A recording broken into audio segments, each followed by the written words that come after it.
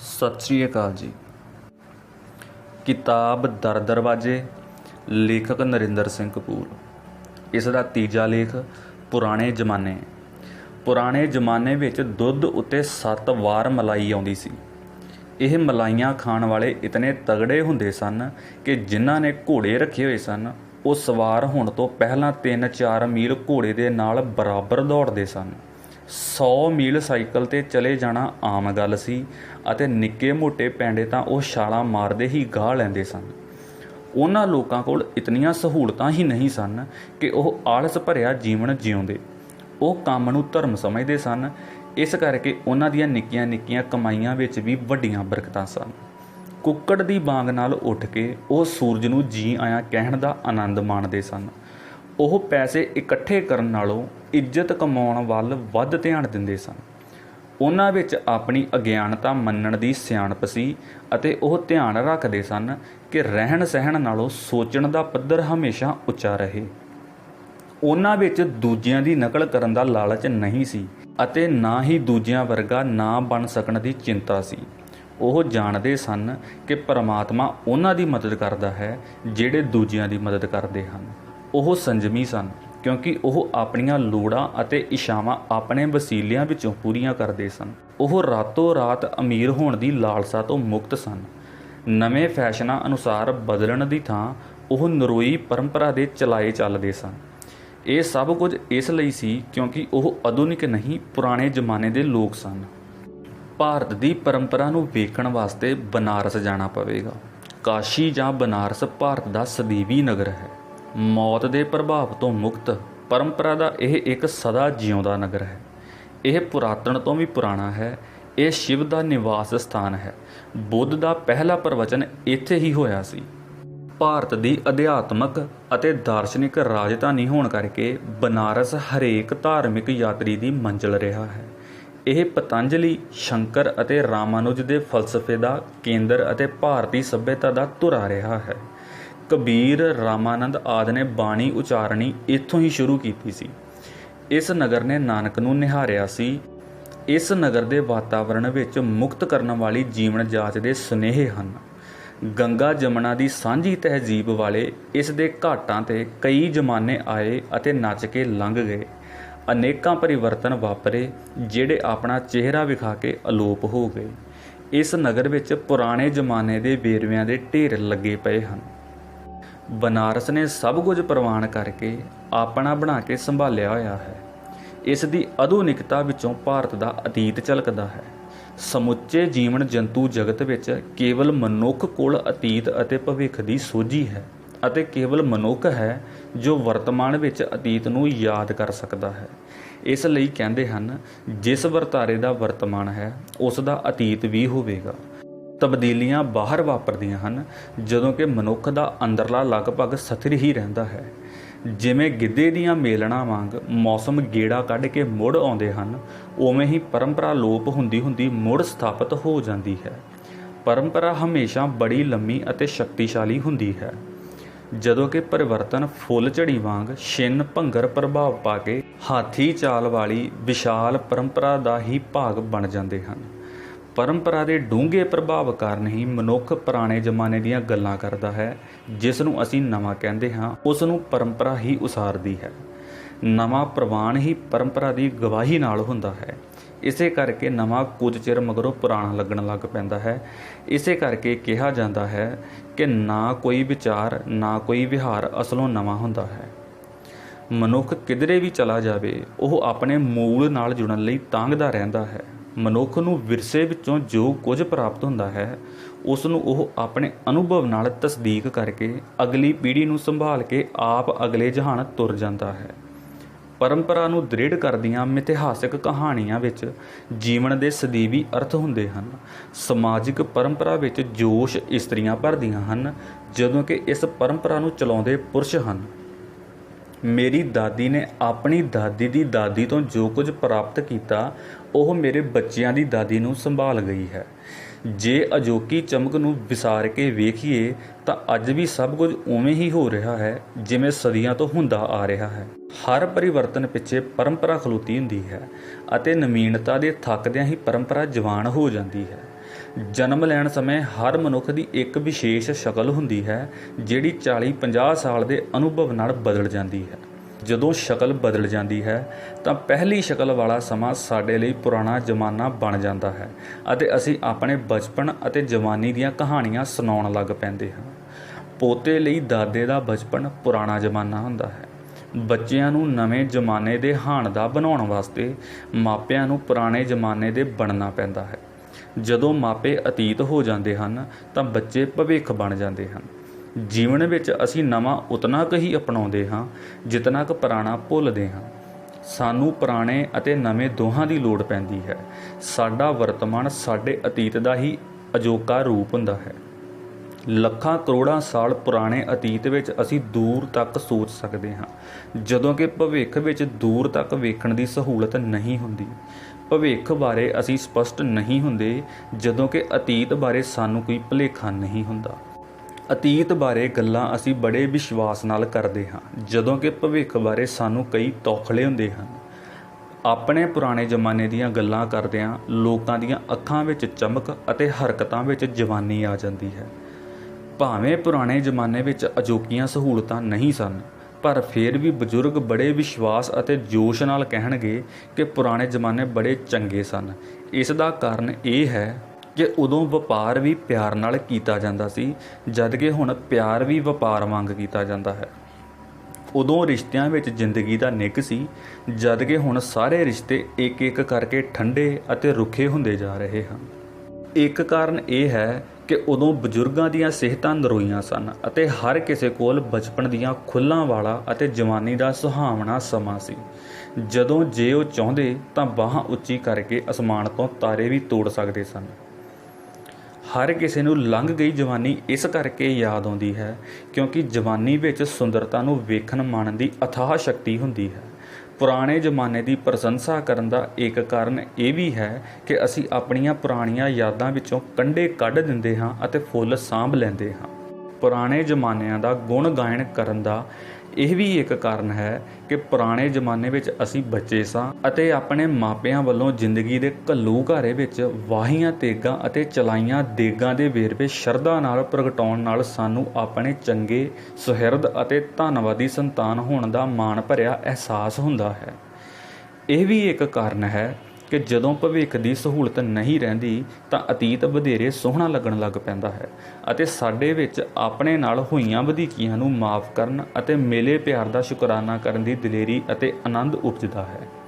ਪੁਰਾਣੇ ਜ਼ਮਾਨੇ ਦੀਆਂ ਗੱਲਾਂ ਕਰਨ ਵਾਲੇ ਬਜ਼ੁਰਗਾਂ ਨੂੰ ਵੇਖ ਸੁਣ ਕੇ ਵਿਸ਼ਵਾਸ ਹੀ ਨਹੀਂ ਆਉਂਦਾ ਕਿ ਕਿਸੇ ਵੇਲੇ ਇਹਨਾਂ ਨੇ ਬੱਚਿਆਂ ਵਾਲੀਆਂ ਸ਼ਰਾਰਤਾਂ ਵੀ ਕੀਤੀਆਂ ਹੋਣਗੀਆਂ। ਜਦੋਂ ਮਨ ਭੁਲੇਖਿਆਂ ਤੋਂ ਮੁਕਤ ਹੋ ਜਾਂਦਾ ਹੈ ਤਾਂ ਉਸ ਦੀ ਦ੍ਰਿਸ਼ਟੀ ਅਤੇ ਸੋਚ ਸਾਫ਼ ਹੋ ਜਾਂਦੀ ਹੈ। ਜਵਾਨਾਂ ਨੂੰ ਭੁਲੇਖਾ ਹੁੰਦਾ ਹੈ ਕਿ ਕੇਵਲ ਉਹੀ ਆਧੁਨਿਕ ਹਨ। ਉਹ ਭੁੱਲ ਜਾਂਦੇ ਹਨ ਕਿ ਅੱਜ ਦੀ ਨਵੀਨਤਾ ਪਰਸੋਂ ਗੁਜ਼ਰਿਆ ਹੋਇਆ ਜ਼ਮਾਨਾ ਬਣ ਜਾਵੇਗੀ ਅਤੇ ਅਸੀਂ ਕੁਝ ਵੀ ਕਰੀਏ ਸਾਡੇ ਪੋਤੇ ਦੋਹਤੇ ਸਾਨੂੰ ਪੁਰਾਣੇ ਜ਼ਮਾਨੇ ਦਾ ਹੀ ਕਹਿਣਗੇ। ਸਮਾਜ ਦੇ ਕਈ ਵਰਗਾਂ ਜਿਵੇਂ ਫੌਜੀਆਂ, ਸਾਬਕਾ ਆਗੂਆਂ, ਸੇਵਾ ਮੁਕਤ ਕਰਮਚਾਰੀਆਂ, ਦਾਦੀਆਂ, ਨਾਨੀਆਂ ਆਦਿ ਕੋਲ ਕੇਵਲ ਅਤੀਤ ਦੀਆਂ ਗੱਲਾਂ ਹੀ ਹੁੰਦੀਆਂ ਹਨ। ਅਜੋਕੇ ਬਜ਼ੁਰਗ ਅਕਸਰ ਆਜ਼ਾਦੀ ਤੋਂ ਪਹਿਲੇ ਦੇ ਸਮੇਂ ਨੂੰ ਪੁਰਾਣਾ ਜ਼ਮਾਨਾ ਕਹਿੰਦੇ ਹਨ ਅਤੇ ਉਸ ਦੀ ਪ੍ਰਸ਼ੰਸਾ ਕਰਦੇ ਹਨ। ਪੁਰਾਣੇ ਜ਼ਮਾਨੇ ਵਿੱਚ ਗਿਆਨ ਥੋੜ੍ਹਾ ਸੀ, ਪਰ ਮੁਹਾਵਰਿਆਂ ਅਖਾਣਾਂ ਵਾਂਗ ਪੱਕਾ ਅਤੇ ਪਰਖਿਆ ਹੋਣ ਕਰਕੇ ਗਿਆਨ ਦਾ ਸਤਿਕਾਰ ਬੜਾ ਸੀ। ਜਿਵੇਂ ਬਲਦ ਅਤੇ ਸਾਣ ਇੱਕ ਪੰਜਾਲੀ ਹੇਠ ਨਹੀਂ ਚੱਲ ਸਕਦੇ, ਉਵੇਂ ਹੀ ਉਦੋਂ ਵਿਦਵਾਨੀ ਅਤੇ ਧਨਵਾਨੀ ਦਾ ਇੱਕੋ ਵਿਅਕਤੀ ਵਿੱਚ ਸੁਮੇਲ ਸੰਭਵ ਨਹੀਂ ਸੀ। ਉਦੋਂ ਕਈ ਵਾਰੀ 10-10 ਪਿੰਡਾਂ ਵਿੱਚ ਕੋਈ ਪੜ੍ਹਿਆ ਲਿਖਿਆ ਨਹੀਂ ਸੀ ਹੁੰਦਾ। ਉਸ ਸਮੇਂ 8 ਜਮਾਤਾਂ ਪਾਸ ਤਹਿਸੀਲਦਾਰ ਲੱਗ ਜਾਂਦਾ ਸੀ। ਉਦੋਂ ਸ਼ਹਿਰਾਂ ਵਿੱਚ ਕੋਈ ਸਕੂਲ ਹੁੰਦਾ ਸੀ ਜਿੱਥੇ ਬੱਚੇ ਲੰਮੇ ਝੱਗਿਆਂ ਨਾਲ ਬਿਨਾਂ ਕਸ਼ਹਿਰੇ ਹੀ ਸਕੂਲ ਜਾਂਦੇ ਸਨ ਅਤੇ ਡੰਡੇ ਖਾਣ ਵਿੱਚ ਵਿਦਿਆਰਥੀ ਮਾਸਟਰਾਂ ਨੂੰ ਹਰਾ ਦਿੰਦੇ ਸਨ, ਪਰ ਉਹ ਅਧਿਆਪਕਾਂ ਵੱਲੋਂ ਮਿਲੀ ਸਜ਼ਾ ਨੂੰ ਧੰਨਵਾਦ ਦੇ ਹੁਲਾਰੇ ਨਾਲ ਸਵੀਕਾਰ ਕਰਦੇ ਸਨ। ਭਾਵੇਂ ਆਮ ਲੋਕਾਂ ਵਿੱਚ ਵਿੱਦਿਆ ਪ੍ਰਤੀ ਅਣਗਹਿਲੀ ਸੀ ਅਤੇ ਉਹ ਵਿੱਦਿਆ ਨੂੰ ਆਪਣੇ ਭਾਗਾਂ ਵਿੱਚ ਨਹੀਂ ਗਿਣਦੇ ਸਨ, ਪਰ ਵਿਦਵਾਨਾਂ ਅਤੇ ਗਿਆਨੀਆਂ ਦਾ ਬੜਾ ਸਤਿਕਾਰ ਸੀ। ਇੱਕ ਵਾਰੀ ਸਕੂਲ ਵਿੱਚ ਇੱਕ ਵਿਦਿਆਰਥੀ ਮਰ ਗਿਆ ਅਤੇ ਸਭ ਪਾਸੇ ਇਹ ਗੱਲ ਧੁੰਮ ਗਈ ਕਿ ਪੜ੍ਹਨ ਨਾਲ ਦਿਲ ਕਮਜ਼ੋਰ ਹੋ ਜਾਂਦਾ ਹੈ। ਇੱਕ ਟੱਪਰੀਵਾਸ ਆਪਣੇ ਪੁੱਤਰ ਨੂੰ ਕਹਿ ਰਿਹਾ ਸੀ, ਜੇ ਤੂੰ ਰੋਜੀ ਕਮਾਉਣ ਲਈ ਜਾਦੂ ਟੂਣਾ ਨਹੀਂ ਸਿੱਖੇਂਗਾ ਤਾਂ ਮੈਂ ਤੈਨੂੰ ਸਕੂਲੇ ਦਾਖਲ ਕਰਾ ਦੇਵਾਂਗਾ। ਤੂੰ ਪੜ੍ਹ ਲਿਖ ਜਾਵੇਂਗਾ ਪਰ ਤੂੰ ਹਮੇਸ਼ਾ ਥੁੜਿਆ ਰਹੇਂਗਾ। ਉਸ ਸਮੇਂ ਕੁਝ ਲੋਕ ਡੇਰਿਆਂ ਵਿੱਚ ਪੜ੍ਹ ਲਿਖ ਕੇ ਸੰਤ ਅਤੇ ਗਿਆਨੀ ਅਖਵਾਉਣ ਲੱਗ ਪੈਂਦੇ ਸਨ। ਉਹ ਰਿਆਸਤਾਂ ਦਾ ਸਮਾਂ ਸੀ ਜਦੋਂ ਰਾਜੇ ਵਿਸ਼ਾਲ ਇਲਾਕੇ ਕਰਕੇ ਨਹੀਂ, ਰੋਹਬ ਅਤੇ ਨਿਆਂ ਕਰਕੇ ਜਾਣੇ ਜਾਂਦੇ ਸਨ। ਰਾਜੇ ਤਾਂ ਪੰਜਾਬ ਦੇ ਹੀ ਫੱਬਦੇ ਸਨ, ਜਦੋਂ ਕਿ ਬਾਕੀ ਰਾਜੇ ਤਾਂ ਕੰਨਾਂ ਵਿੱਚੋਂ ਮੈਲ ਕੱਢਣ ਵਾਲੇ ਹੀ ਲੱਗਦੇ ਸਨ। ਦੁਖੀ ਲੋਕ ਰਾਜੇ ਦਾ ਇਲਾਕਾ ਛੱਡ ਜਾਂਦੇ ਸਨ ਅਤੇ ਇਸ ਗੱਲ ਨੂੰ ਰਾਜੇ ਲਈ ਸ਼ਰਾਪ ਸਮਝਿਆ ਜਾਂਦਾ ਸੀ। ਚੰਗੇ ਰਾਜਿਆਂ ਦੇ ਨਿਆਂ ਦੀਆਂ ਗੱਲਾਂ ਲੋਕ ਸੱਥਾਂ ਵਿੱਚ ਬਹਿ ਕੇ ਕਰਿਆ ਕਰਦੇ ਸਨ। ਇੱਕ ਵਾਰੀ ਇੱਕ ਮਜ਼ਦੂਰ ਦੀ ਸੋਹਣੀ ਪਤਨੀ ਨੂੰ ਲਾਲਚ ਦੇ ਕੇ ਇੱਕ ਪਟਵਾਰੀ ਨੇ ਉਧਾਲ ਲਿਆ। ਫਰਿਆਦ ਹੋਣ 'ਤੇ ਰਾਜੇ ਨੇ ਮਜ਼ਦੂਰ ਨੂੰ ਕਿਹਾ, ਮੈਂ ਪਿੰਡ ਆ ਕੇ ਇਨਸਾਫ ਕਰਾਂਗਾ। ਦੋਵੇਂ ਧਿਰਾਂ ਸੁਣਨ ਉਪਰੰਤ ਜਦੋਂ ਰਾਜਲਾ ਫੈਸਲਾ ਲਿਖਣ ਲੱਗਾ ਤਾਂ ਵੇਖਿਆ ਕਿ ਪਾਣੀ ਦੀ ਘਾਟ ਕਾਰਨ ਦਵਾਤ ਵਿੱਚ ਸਿਆਹੀ ਗਾੜੀ ਹੋ ਗਈ ਸੀ।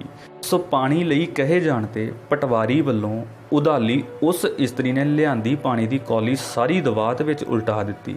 ਰਾਜੇ ਨੇ ਫੈਸਲਾ ਦਿੱਤਾ ਕਿ ਉਹ ਇਸਤਰੀ ਪਟਵਾਰੀ ਦੀ ਪਤਨੀ ਨਹੀਂ ਹੋ ਸਕਦੀ, ਕਿਉਂਕਿ ਜੇ ਹੁੰਦੀ ਤਾਂ ਉਸ ਨੂੰ ਪਤਾ ਹੋਣਾ ਸੀ ਕਿ ਦਵਾਤ ਵਿੱਚ ਕਿਤਨਾ ਪਾਣੀ ਪਾਉਣਾ ਹੈ। ਪੁਰਾਣੇ ਸਮੇਂ ਵਿੱਚ ਰੁੱਖ ਮਨੁੱਖ ਦੇ ਦੁੱਖਾਂ, ਭੁੱਖਾਂ, ਰੋਗਾਂ, ਸੋਗਾਂ ਦਾ ਸਹੀ ਅਤੇ ਸੁਖਾਵਾਂ ਇਲਾਜ ਹੁੰਦੇ ਸਨ। ਜ਼ਬਾਨ ਦੇ ਪੱਕੇ ਅਤੇ ਵੈਰ ਤੋਂ ਬਿਨਾਂ ਵਿਰੋਧ ਕਰਨ ਵਾਲੇ ਇਹ ਲੋਕ ਜਿਹੋ ਜਿਹੀ ਹਵਾ ਚੱਲਦੀ ਉਹੋ ਜਿਹਾ ਓਲਾ ਕਰ ਲਿਆ ਕਰਦੇ ਸਨ। ਦਰਿਆ ਪਿੰਡਾਂ ਵਿੱਚੋਂ ਲੰਘਦੇ ਸਨ ਅਤੇ ਕਈ ਵਾਰੀ ਘਰ ਪਹੁੰਚਣ ਵਾਸਤੇ ਦਰਿਆਵਾਂ ਵਿੱਚੋਂ ਲੰਘਣਾ ਪੈਂਦਾ ਸੀ। ਕਥਾਕਾਰਾਂ, ਕਵੀਸ਼ਰਾਂ ਅਤੇ ਢਾਡੀਆਂ ਨੂੰ ਸੁਣਨ ਲਈ ਲੋਕ ਦੂਰ ਦੂਰ ਤੱਕ ਚਲੇ ਜਾਂਦੇ ਸਨ। ਉਦੋਂ ਸਿਆਣਪ ਨਾਲ ਗਰੀਬੀ ਤੋਂ ਛੁਟਕਾਰਾ ਪਾਉਣ ਵਾਲੇ ਪ੍ਰਸਿੱਧ ਹੋ ਜਾਂਦੇ ਸਨ। ਉਦੋਂ ਹਰ ਕਿਸੇ ਦਾ ਵਿਹਾਰ ਖੁੱਲ੍ਹਾ ਡੁੱਲਾ ਅਤੇ ਮਸ਼ਕਰੀ ਭਰਪੂਰ ਸੀ। ਇੱਕ ਵਾਰੀ ਇੱਕ ਸ਼ਹਿਰੀ ਡਾਕਟਰ ਨੇ ਇੱਕ ਬਿਮਾਰ ਕਿਸਾਨ ਨੂੰ ਕਿਹਾ ਕਿ ਅੱਗੋਂ ਮੱਖਣ, ਘਿਓ, ਪਿੰਨੀਆਂ, ਪੰਜੀਰੀ, ਖੀਰ, ਕੜਾਹ ਆਦਿ ਨਹੀਂ ਖਾਣਾ। ਤਾਂ ਕਿਸਾਨ ਨੇ ਕਿਹਾ, ਫਿਰ ਤਾਂ ਗੋਹਾ ਹੀ ਬਚਿਆ ਹੈ, ਉਹ ਖਾ ਲਿਆ ਕਰਾਂ। ਰਮਾਇਣ ਦੀ ਕਥਾ ਸੁਣ ਕੇ ਇੱਕ ਪੇਂਡੂ ਇਸਤਰੀ ਨੇ ਕਿਹਾ, ਗੱਲ ਤਾਂ ਨਿੱਕੀ ਜਿਹੀ ਸੀ, ਪਰ ਪੰਡਤ ਮਹੀਨਾ ਭਰ ਗੱਲਾਂ 'ਚੋਂ ਗੱਲਾਂ ਕੱਢਦਾ ਰਿਹਾ ਸੀ। ਪੁਰਾਣੇ ਜ਼ਮਾਨੇ ਵਿੱਚ ਸਿਆਣੇ ਲੱਗਣ ਦੇ ਚਾਅ ਵਿੱਚ ਕਈ ਜਵਾਨੀ ਵਿੱਚ ਹੀ ਬਜ਼ੁਰਗਾਂ ਵਾਲਾ ਪਹਿਰਾਵਾ ਅਪਣਾ ਲੈਂਦੇ ਸਨ। ਮਰਾਸੀ, ਅਮਲੀ ਅਤੇ ਛੜੇ ਪਿੰਡ ਦੀ ਰੌਣਕ ਹੁੰਦੇ ਸਨ। ਪਿੰਡ ਵਿੱਚ ਜਦੋਂ ਵੀ ਕੋਈ ਬਾਹਰਲਾ ਆਉਂਦਾ, ਉਸ ਦਾ ਹਾਲ ਚਾਲ ਸਭ ਤੋਂ ਪਹਿਲਾਂ ਪਿੰਡ ਦੇ ਕੁੱਤੇ ਹੀ ਪੁੱਛਦੇ ਸਨ। ਪਿੰਡਾਂ ਵਿੱਚ ਹਰ ਇੱਕ ਨਵੀਂ ਗੱਲ ਦਾ ਮਖੌਲ ਉਡਾਇਆ ਜਾਂਦਾ ਸੀ। ਜੇ ਕਿਸੇ ਦੀ ਅੱਲ ਪੈ ਜਾਂਦੀ ਤਾਂ ਉਹ ਪਰਿਵਾਰ ਨਾਲ ਪੀੜ੍ਹੀਆਂ ਤੱਕ ਜੁੜੀ ਰਹਿੰਦੀ ਸੀ। ਪੁਰਾਣੇ ਜ਼ਮਾਨੇ ਵਿੱਚ ਇਲਾਜ ਦੀਆਂ ਸਹੂਲਤਾਂ ਘੱਟ ਹੋਣ ਕਾਰਨ ਟੀਰੇ, ਕਾਣੇ, ਟੁੰਡੇ, ਲੰਗੜੇ, ਕੁੱਬੇ ਆਦਿ ਆਮ ਸਨ। ਹਰ ਪਰਿਵਾਰ ਵਿੱਚ 6-7 ਬੱਚੇ ਹੋਣ ਕਰਕੇ ਉਹਨਾਂ ਦੇ ਜਿਉਂਦੇ ਰਹਿਣ ਬਾਰੇ ਮਾਪਿਆਂ ਦੀ ਚਿੰਤਾ ਵੰਡੀ ਜਾਂਦੀ ਸੀ। ਹਰ ਕਿਸੇ ਨੂੰ ਚਾਚਾ, ਤਾਇਆ, ਭੂਆ, ਮਾਸੀ ਕਹਿ ਕੇ ਬੁਲਾਇਆ ਜਾਂਦਾ ਸੀ ਅਤੇ ਘਰਾਂ ਅੰਦਰ ਹਰ ਵੇਲੇ ਭਾਬੋ ਭਾਬੋ, ਬੀਬੋ ਬੀਬੋ ਹੁੰਦੀ ਰਹਿੰਦੀ ਸੀ। ਉਦੋਂ ਚਰਿੱਤਰ ਇੱਕ ਵੱਡਾ ਗੁਣ ਸੀ ਅਤੇ ਆਪਣੇ ਧਰਮ ਵਿੱਚ ਪੱਕੇ ਹੋਣ ਤੋਂ ਬਿਨਾਂ ਕਿਸੇ ਦਾ ਸਤਿਕਾਰ ਸੰਭਵ ਨਹੀਂ ਸੀ। ਉਦੋਂ ਪੱਕੀਆਂ ਇੱਟਾਂ ਦਾ ਪਹਿਲਾ ਗੁਰਦੁਆਰਾ ਮੰਦਿਰ ਹੀ ਬਣਦਾ ਸੀ। ਇੱਕ ਵਾਰੀ ਕੱਚੇ ਗੁਰਦੁਆਰੇ ਦੇ ਸਾਹਮਣੇ ਦੋ ਭਰਾਵਾਂ ਨੇ ਪੱਕੀਆਂ ਇੱਟਾਂ ਦੇ ਚੁਬਾਰੇ ਪਾਏ ਅਤੇ ਸੰਯੋਗ ਵਸ ਦੋਵੇਂ ਮਰ ਗਏ। ਸੋ ਸਹਿਮ ਫੈਲ ਗਿਆ ਕਿ ਜਿਹੜਾ ਚੁਬਾਰਾ ਪਾਵੇਗਾ ਉਹ ਮਰ ਜਾਵੇਗਾ। ਕੁਝ ਅਰਸੇ ਮਗਰੋਂ ਇੱਕ ਸਾਬਕਾ ਫੌਜੀ ਜਦੋਂ ਪੱਕੀਆਂ ਇੱਟਾਂ ਦਾ ਚੁਬਾਰਾ ਪਾਉਣ ਲੱਗਿਆ ਤਾਂ ਸਾਰੇ ਪਿੰਡ ਦੀ ਰਹਿ ਸੀ, ਵੇਖੋ ਮੌਤ ਬੰਦੇ ਨੂੰ ਕਿਵੇਂ ਖਿੱਚ ਲਿਆਈ ਹੈ। ਲੜਾਈ 'ਚੋਂ ਬਚ ਗਿਆ ਪਰ ਚੁਬਾਰੇ ਨੇ ਮਾਰ ਦੇਣਾ ਹੈ। ਜਦੋਂ ਫੌਜੀ ਨੂੰ ਕੁਝ ਨਾ ਹੋਇਆ ਤਾਂ ਸਾਰਿਆਂ ਨੇ ਚੁਬਾਰੇ ਪਾ ਲਏ। ਉਦੋਂ ਲੋਕ ਸ਼ੇਰ ਵਾਂਗ ਪਹਿਲ ਨਹੀਂ ਸੀ ਕਰਦੇ, ਪਰ ਭੇਡਾਂ ਬਣਨੇ ਵਿੱਚ ਸਦਾ ਅਵੱਲ ਰਹਿੰਦੇ ਸਨ। ਲੋਕ ਬਹਿਸ ਨਹੀਂ ਸਨ ਕਰਦੇ, ਦੂਜੇ ਦੀ ਗੱਲ ਮੰਨ ਲੈਂਦੇ ਸਨ। ਇੱਕ ਵਾਰੀ ਕੀਰਤਨ ਦੌਰਾਨ ਗੁਰਦੁਆਰੇ ਵਿੱਚ ਇੱਕ ਸੱਪ ਆ ਕੇ ਫਨ ਖਿਲਾਰ ਕੇ ਬਹਿ ਗਿਆ। ਜਦੋਂ ਸੱਪ ਨੂੰ ਮਾਰਨ ਬਾਰੇ ਕਾਵਾਂ ਰੌਲੀ ਪੈ ਰਹੀ ਸੀ ਤਾਂ ਇੱਕ ਨੇ ਕਿਹਾ, ਮਾਰਨਾ ਨਹੀਂ, ਇਹ ਕੀਰਤਨ ਸੁਣਨ ਆਇਆ, ਅਤੇ ਸਾਰਿਆਂ ਨੇ ਸੱਪ ਨੂੰ ਨਾ ਮਾਰਨ ਦੀ ਉਸ ਬ੍ਰਹਮ ਗਿਆਨੀ ਦੀ ਗੱਲ ਮੰਨ ਲਈ ਸੀ। ਜਦੋਂ ਭੋਗ ਪੈ ਗਿਆ ਤਾਂ ਸੱਪ ਨੂੰ ਇੱਕ ਬੋਰੀ ਵਿੱਚ ਫੜ ਕੇ 5 ਪਿਆਰੇ ਦੂਰ ਛੱਡ ਆਏ ਸਨ। ਪਿੰਡਾਂ ਵਿੱਚ ਜਦੋਂ ਤੱਕ ਨਵਾਂ ਸਾਧ ਨਹੀਂ ਸੀ ਆ ਜਾਂਦਾ, ਲੋਕ ਆਏ ਹੋਏ ਸਾਧ ਨੂੰ ਜਾਣ ਨਹੀਂ ਸਨ ਦਿੰਦੇ। ਇੱਕ ਵਾਰੀ ਇੱਕ ਸਾਧ ਨੇ ਕਿਹਾ ਕਿ ਜਿਹੜਾ ਇੱਕ ਪੁਰਾਣੀ ਸਮਾਧ ਨੂੰ 7 ਐਤਵਾਰ ਆਪ ਤਾਜ਼ੇ ਗੋਬਰ ਨਾਲ ਲਿਪੇਗਾ, ਉਸ ਦੀਆਂ ਮੁਰਾਦਾਂ ਪੂਰੀਆਂ ਹੋਣਗੀਆਂ। ਇਵੇਂ ਲੋਕਾਂ ਨੂੰ ਕੰਮ ਲੱਭ ਪਿਆ। ਕੋਈ ਨਾ ਕੋਈ ਵਿਘਨ ਪੈ ਜਾਂਦਾ ਸੀ। 7 ਐਤਵਾਰ ਪੂਰੇ ਨਹੀਂ ਸਨ ਹੁੰਦੇ, ਪਰ ਲੋਕ ਹਟਦੇ ਨਹੀਂ ਸਨ। ਜਿਨ੍ਹਾਂ ਦੀ ਮੁਰਾਦ ਪੂਰੀ ਹੋ ਜਾਂਦੀ, ਜਿਹੜੀ ਅਕਸਰ ਸੰਤਾਨ ਪ੍ਰਾਪਤੀ ਬਾਰੇ ਹੀ ਹੁੰਦੀ ਸੀ, ਉਹ ਬੈਂਡ ਬਾਜੇ ਨਾਲ ਧੰਨਵਾਦ ਕਰਨ ਆਉਂਦੇ ਅਤੇ ਇਵੇਂ ਬਾਕੀਆਂ ਦਾ ਵਿਸ਼ਵਾਸ ਬਣਿਆ ਰਹਿੰਦਾ ਸੀ। ਸੰਗਰਾਂਦ, ਮੱਸਿਆ, ਪੂਰਨਮਾਸੀ ਆਦਿ ਵਿਸ਼ੇਸ਼ ਦਿਨ ਸਮਝੇ ਜਾਂਦੇ ਸਨ। ਪੁਰਾਣੇ ਜ਼ਮਾਨੇ ਦੇ ਲੋਕ ਖਾਣ ਤੋਂ ਪਹਿਲਾਂ ਵਾਹਿਗੁਰੂ ਦਾ ਧੰਨਵਾਦ ਕਰਕੇ ਆਪਣੇ ਭੋਜਨ ਨੂੰ ਹੋਰ ਸਵਾਦਲਾ ਬਣਾ ਲੈਂਦੇ ਸਨ। ਲੋਕ ਦੀਵੇ ਨੂੰ ਫੂਕ ਮਾਰ ਕੇ ਜਾਂ ਚੁੱਲ੍ਹੇ ਨੂੰ ਜੂਠੇ ਪਾਣੀ ਨਾਲ ਨਹੀਂ ਸਨ ਬੁਝਾਉਂਦੇ। ਉਸ ਵੇਲੇ ਵੀ ਚੋਰੀਆਂ ਹੁੰਦੀਆਂ ਸਨ, ਡਾਕੇ ਪੈਂਦੇ ਸਨ, ਪਰ ਜੀਵਨ ਦਾ ਮੁੱਖ ਵਰਤਾਰਾ ਪਰਉਪਕਾਰ ਅਤੇ ਕੁਰਬਾਨੀ ਵਾਲਾ ਸੀ। ਇੱਕ ਵਾਰੀ ਲੁੱਟੇ ਜਾਣ ਮਗਰੋਂ ਇੱਕ ਸਾਊ ਬੰਦਾ ਕਹਿ ਰਿਹਾ ਸੀ, ਪਰਮਾਤਮਾ ਦਾ ਸ਼ੁਕਰ ਹੈ ਕਿ ਮੈਨੂੰ ਪਹਿਲੀ ਵਾਰ ਹੀ ਲੁੱਟਿਆ ਗਿਆ ਹੈ ਅਤੇ ਮੈਨੂੰ ਇਸ ਗੱਲ ਦੀ ਤਸੱਲੀ ਹੈ ਕਿ ਡਾਕੂਆਂ ਨੇ ਮੈਨੂੰ ਲੁੱਟਿਆ ਹੈ, ਮੈਂ ਉਹਨਾਂ ਨੂੰ ਨਹੀਂ ਲੁੱਟਿਆ। ਪੁਰਾਣੇ ਜ਼ਮਾਨੇ ਵਿੱਚ ਤ੍ਰਿੰਝਣਾਂ ਦੀ ਸਾਂਝ ਕਾਰਨ ਸਹੇਲੀਆਂ ਭੈਣਾਂ ਵਰਗੀਆਂ ਅਤੇ ਭੈਣਾਂ ਸਹੇਲੀਆਂ ਵਰਗੀਆਂ ਹੁੰਦੀਆਂ ਸਨ। ਰੋਂਦੀ ਇੱਕ ਸੀ, ਗਲਾ ਸਾਰੀਆਂ ਦਾ ਭਿੱਜ ਜਾਂਦਾ ਸੀ। ਜਿਨ੍ਹਾਂ ਦੀਆਂ ਸ਼ਾਮ ਨੂੰ ਕੁੜਮਾਈਆਂ ਹੋਣੀਆਂ ਹੁੰਦੀਆਂ, ਉਹ ਵੀ ਆਪ ਸਵੇਰੇ ਘਰਾਂ ਦੇ ਬਨੇਰੇ ਲਿਪ ਰਹੀਆਂ ਹੁੰਦੀਆਂ ਸਨ। ਉਹ ਸਤਵੰਤੀ ਅਤੇ ਧਨਵੰਤੀ ਧੀਆਂ ਕੁਝ ਵੀ ਅਜਿਹਾ ਨਹੀਂ ਸਨ ਕਰਦੀਆਂ ਜਿਸ ਨਾਲ ਬਾਬਲ ਦੀ ਪੱਗ ਢਿੱਲੀ ਹੁੰਦੀ ਹੋਵੇ। ਤੇਰਾ ਭਾਈ ਜੀਵੇ, ਤੇਰਾ ਸਾਈਂ ਜੀਵੇ ਦੀਆਂ ਅਸੀਸਾਂ ਦੇਣ ਵਾਲੀ ਵਿਧਵਾ ਇਸਤਰੀ ਦਾ ਚਰਖੇ ਵਰਗਾ ਹੋਰ ਕੋਈ ਹਮਦਰਦ ਨਹੀਂ ਸੀ ਹੁੰਦਾ। ਉਦੋਂ ਲੋਕ ਕਿਸੇ ਨਾ ਕਿਸੇ ਤੀਰਥ ਯਾਤਰਾ 'ਤੇ ਤੁਰੇ ਹੀ ਰਹਿੰਦੇ ਸਨ। ਭਾਵੇਂ ਜੀਵਨ ਬੜਾ ਕਠਿਨ ਸੀ, ਪਰ ਕੋਈ ਆਤਮਘਾਤ ਨਹੀਂ ਸੀ ਕਰਦਾ। ਮਾਲਵੇ ਦੇ ਰੇਤਲੇ ਟਿੱਬਿਆਂ ਵਿੱਚੋਂ ਲੰਘਣਾ ਆਪਣੇ ਆਪ ਵਿੱਚ ਇੱਕ ਮੁਹਿੰਮ ਸੀ। 4 ਬਲਦ ਲੱਗ ਕੇ ਵੀ ਗੱਡੇ ਨੂੰ ਬੜੀ ਮੁਸ਼ਕਲ ਨਾਲ ਧੂਕੇ ਕੱਢਦੇ ਸਨ। ਇਹਨਾਂ ਸਮਿਆਂ ਵਿੱਚ ਖੂੰਖਾਰ ਜਾਨਵਰਾਂ ਦੀ ਦਹਿਸ਼ਤ ਸੀ ਅਤੇ ਲੋਕ ਬੀੜਾਂ ਵਿੱਚ ਇਹਨਾਂ ਦੇ ਸ਼ਿਕਾਰ ਲਈ ਟੋਲੀਆਂ ਬਣਾ ਕੇ ਘੁੰਮਦੇ ਰਹਿੰਦੇ ਸਨ। ਜਾਤ ਪਾਤ ਬੜੀ ਕਰੜੀ ਸੀ। ਜੇ ਖੂਹ ਉੱਤੇ ਪਏ ਘੜਿਆਂ ਨੂੰ ਕੋਈ ਨੀਵੀਂ ਜਾਤ ਦੀ ਇਸਤਰੀ ਪਰੇ ਕਰ ਦਿੰਦੀ ਤਾਂ ਜਿਨ੍ਹਾਂ ਦੇ ਉਹ ਘੜੇ ਹੁੰਦੇ ਸਨ, ਉਹ ਘੜੇ ਤੋੜ ਕੇ ਖਾਲੀ ਹੱਥ ਘਰਾਂ ਨੂੰ ਆ ਜਾਂਦੀਆਂ ਸਨ। ਬੋਹੜਾਂ ਪਿੱਪਲਾਂ ਦੀ ਛਾਂ ਥੱਲੇ ਕੁਸ਼ਤੀਆਂ ਕਰਦੇ ਮੁੰਡੇ ਅਤੇ ਗੀਟੇ ਪੀਚੋ ਖੇਡਦੀਆਂ ਕੁੜੀਆਂ ਦਿਨਾਂ ਵਿੱਚ ਹੀ ਕੱਦ ਕੱਢ ਲੈਂਦੀਆਂ ਸਨ। ਲੋਕਾਂ ਨੂੰ ਪਰਿਵਾਰ ਨਾਲੋਂ ਪਿੰਡ ਦੀ ਇੱਜ਼ਤ ਵਧੇਰੇ ਪਿਆਰੀ ਸੀ। ਘੋੜੀਆਂ, ਸੁਹਾਗ ਅਤੇ ਸਿੱਠਣੀਆਂ ਨਾਲ ਹਰ ਕੁੜੀ ਮਿਸ਼ਰੀ ਇਲਾਚੀ ਬਣ ਜਾਂਦੀ ਸੀ। ਡੋਲੀ ਤੋਰਨ ਵੇਲੇ ਸਾਰੇ ਰਿਸ਼ਤੇਦਾਰ ਅਸਲੀ ਅਥਰੂ ਹੀ ਕੇਰਦੇ ਸਨ। ਹਰ ਚਿੱਠੀ ਦੇ ਸ਼ੁਰੂ ਵਿੱਚ ਲਿਖਿਆ ਹੁੰਦਾ ਸੀ, ਇੱਥੇ ਸੁੱਖ ਸਾਂਦ ਹੈ, ਤੁਹਾਡੀ ਸੁੱਖ ਸਾਂਦ ਪਰਮਾਤਮਾ ਤੋਂ ਨੇਕ ਚਾਹੁੰਦੇ ਹਾਂ। ਲੋਕ ਮਰੀਜ਼ ਨੂੰ ਹਸਪਤਾਲ ਉਦੋਂ ਹੀ ਲੈ ਕੇ ਜਾਂਦੇ ਸਨ ਜਦੋਂ ਉਹ ਲਗਭਗ ਮਰ ਚੁੱਕਾ ਹੁੰਦਾ ਸੀ। ਲੋਕ ਆਪਰੇਸ਼ਨ ਤੋਂ ਬੜਾ ਡਰਦੇ ਸਨ। ਇੱਕ ਜਗੀਰਦਾਰ ਨੇ ਆਪਣਾ ਦੰਦ ਕਢਵਾਉਣ ਵੇਲੇ ਹੋਣ ਵਾਲੀ ਪੀੜ ਜਾਣਨ ਵਾਸਤੇ ਪਹਿਲਾਂ ਆਪਣੇ ਇੱਕ ਮੁਜਾਰੇ ਦਾ ਦੰਦ ਕਢਵਾਇਆ ਸੀ। ਬਹੁਤੇ ਇਲਾਜ ਘਰੇਲੂ ਨੁਸਖਿਆਂ ਨਾਲ ਹੀ ਕੀਤੇ ਜਾਂਦੇ ਸਨ ਅਤੇ ਮਰ ਜਾਣਾ ਰੱਬ ਦੀ ਮਰਜ਼ੀ ਸਮਝਿਆ ਜਾਂਦਾ ਸੀ। ਪੁਰਾਣਾ ਜ਼ਮਾਨਾ ਉਹ ਸਮਾਂ ਸੀ ਜਦੋਂ ਸ਼ਹਿਰੀਆਂ ਨੂੰ ਵੀ ਸ਼ਹਿਰੀਆਂ ਵਾਲੀਆਂ ਚਲਾਕੀਆਂ ਨਹੀਂ ਸਨ ਆਉਂਦੀਆਂ। ਜੀਵਨ ਦੀ ਚਾਲ ਸਹਿਜ ਸੀ। ਵੇਖਿਆ ਗਿਆ ਹੈ ਕਿ ਬਹੁਤੇ ਲੋਕ ਪੁਰਾਣੇ ਜ਼ਮਾਨੇ ਨੂੰ ਉਦੋਂ ਚੀਜ਼ਾਂ ਦੇ ਸਸਤੇ ਹੋਣ ਕਰਕੇ ਵਡਿਆਉਂਦੇ ਹਨ, ਪਰ ਉਦੋਂ ਵੀ ਚੀਜ਼ਾਂ ਉਸ ਵੇਲੇ ਦੀਆਂ ਆਮਦਨਾਂ ਦੇ ਸੰਦਰਭ ਵਿੱਚ ਮਹਿੰਗੀਆਂ ਹੀ ਸਨ। 20 ਰੁਪਏ ਤੋਲਾ ਸੋਨਾ ਸੀ, ਪਰ 20 ਰੁਪਏ ਹੁੰਦੇ ਹੀ ਕਿਸ ਕੋਲ ਸਨ। ਇੱਕ ਬੰਦੇ ਕੋਲ 5000 ਰੁਪਈਆ ਸੀ ਅਤੇ ਉਸ ਦਾ ਨਾਂ ਹੀ 5000 ਹੀ ਪੈ ਗਿਆ ਸੀ ਅਤੇ ਦੂਰ ਦੂਰ ਦੇ ਲੋਕ ਉਸ ਨੂੰ ਵੇਖਣ ਆਉਂਦੇ ਸਨ। ਦੂਜਾ ਸੰਸਾਰ ਯੁੱਧ ਮੁੱਕਣ, ਦੇਸ਼ ਆਜ਼ਾਦ ਹੋਣ, ਹਿਮਾਲਿਆ ਦੀ ਚੋਟੀ ਨੂੰ ਫਤਿਹ ਕਰਨ, ਗਾਂਧੀ ਜੀ ਦੇ ਮਾਰੇ ਜਾਣ ਆਦਿ ਖਬਰ ਦੇਸ਼ ਵਿੱਚ ਜੰਗਲ ਦੀ ਅੱਗ ਵਾਂਗ ਫੈਲੀ ਸੀ।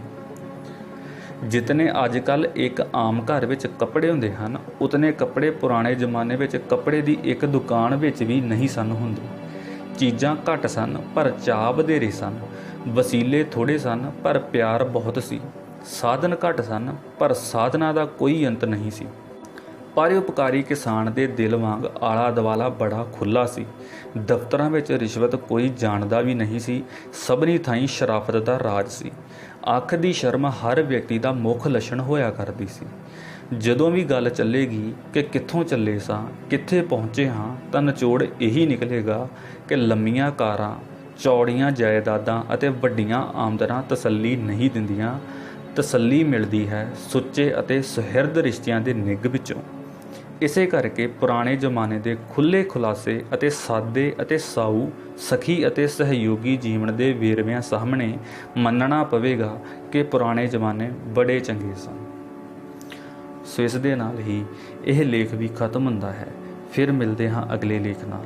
ਧੰਨਵਾਦ।